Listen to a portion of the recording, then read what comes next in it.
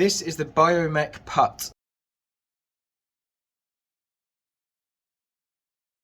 Now the BIOMECH PUTT is a putting system that helps you analyse how you putt, and it can even help you to compare different strokes, different grips, different putters, and it helps you get to the bottom of what's best to use for you. Now out the box we've got this nice little case here. We come along, we have the device itself. This is what measures everything. We've got a cradle that attaches to your putter and a charging cable. Now the device actually connects to your phone or tablet by Bluetooth. Do not throw away the instructions, because I tried to do that, because everyone does, and you need them. Now price wise, I find these to be a little bit lower than alternative products out there that do the same sort of thing. The only downside is that there's a $9.99 monthly fee to use the app, but I think it is worth every penny. Now to attach it to your putter, we wrap it around the shaft here and we use the screws to clamp it down. We screw these in so it gets nice and tight. We want the big end here going towards the grip. A little bit fiddly when the shaft's thinner. Okay, so I want this cradle to be facing the target. I want the charging port here to be down towards the head, and I want that button on the outside. I've put a little stick here just to help me through that process. Dink, and we're good to go. So once we're connected into the app, the Bluetooth connects to the device itself. We go start new session and we get a little screen on here. If I just hit one putt quickly to demonstrate.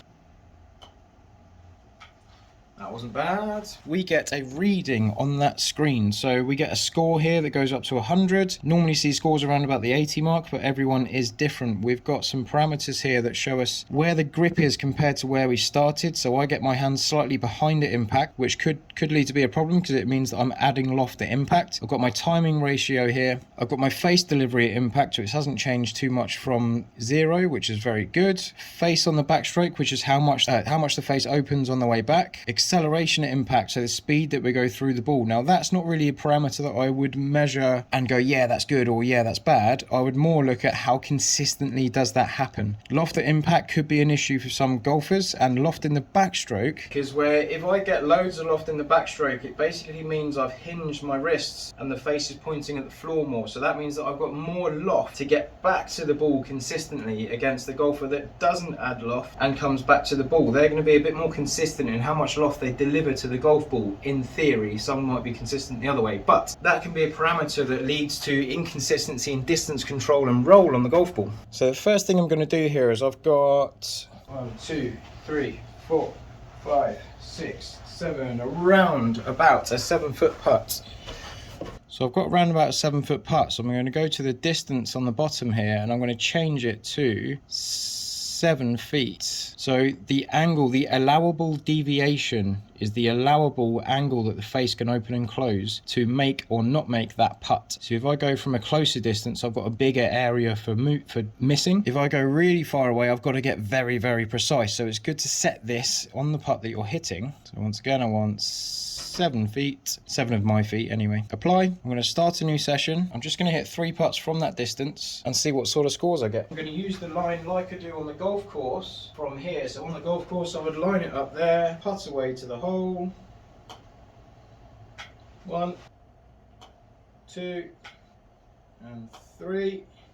3 putts nicely in the hole. So what does that show me on here? So if I look at my averages on those 3 putts, my average score 91, not too bad. Face at impact, not moved too much. Loft at impact, added a little bit. Backstroke opened minutely, which is good. Timing ratio 1:1, so I'm back and through in the same pace. I'm not longer or shorter on the back or through swing. Everyone's going to vary on that. Again, does it happen consistently? So when I scroll up through these putts, I've got a 91, an 88, and a 95. So the first putt was the best one. Handle not ahead or behind too much there. Handle slightly behind on the second one, which is why my score was worse. Handle behind more on the back one, on the third one. Okay, so I'm obviously scooping the ball and adding loft through the putt, but this is a good way for me to narrow down exactly what's going wrong from the get-go. And what I can do here is I can set alerts. So face at impact, I can get an audio plus or minus, let's go plus or minus 0.5 and hit some putts. Let's turn the sound up on this. Got the sound all the way up. So let me hit some putts and see if it dings. So if I go worse than that parameter that I've set, it won't ding. So I can put this in my pocket, and if I get a good stroke, it will ding for me. That way I don't need to look at the numbers. I just go, okay, that feeling gave me success, or it